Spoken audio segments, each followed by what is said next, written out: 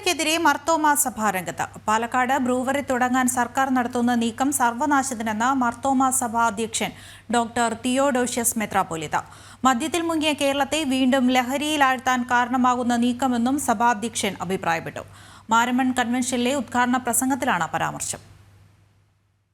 Cherukolpuzha കൺവെൻഷനെത്തിയ RSS മേധാവി doctor Mohan Bhagwat കുട്ടികളെയും യുവാക്കളെയും ധർമ്മബോധത്തിൽ വളർത്തേണ്ട ആവശ്യകത ഊന്നിപ്പറയുകയുണ്ടായി. ലഹരിക്ക് എതിരായ പോരാട്ടം ആരംഭിക്കേണ്ടത് കുടുംബങ്ങളിലെ സ്നേഹ അന്തരീക്ഷത്തിൽ നിന്നാണെന്നും അദ്ദേഹം കൂട്ടിച്ചേർത്തു. ഇവ ശ്ലാഘനീയമാണ്.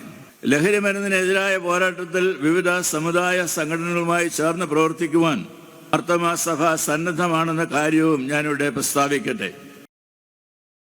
RSS സർസംഘചാലക് ഡോക്ടർ മോഹൻ ഭാഗവതിന്റെ വാക്കുകൾ മാരമൺ കൺവെൻഷൻ ഉദ്ഘാടനത്തിൽ ഉദ്ധരിച്ച Mar Thoma സഭാധ്യക്ഷൻ doctor Theodosius Mar Thoma മെത്രാപ്പൊലീത്ത.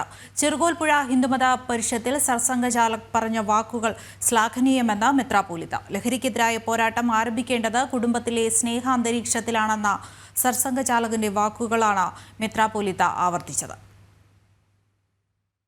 കൺവെൻഷനെത്തിയ RSS മേധാവി ഡോക്ടർ മോഹൻ ഭാഗവത് കുട്ടികളെയും യുവാക്കളെയും ധർമ്മബോധത്തിൽ വളർത്തേണ്ട ആവശ്യകത ഊന്നിപ്പറയുകയുണ്ടായി.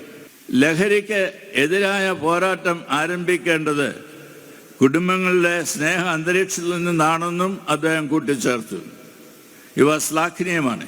ലഹരി മരുന്നിനെതിരായ പോരാട്ടത്തിൽ വിവിധ സമുദായ സംഘടനകളുമായി ചേർന്ന് പ്രവർത്തിക്കുവാൻ മർത്തോമ സഭ സന്നദ്ധമാണെന്ന കാര്യവും ഞാനിവിടെ പ്രസ്താവിക്കട്ടെ.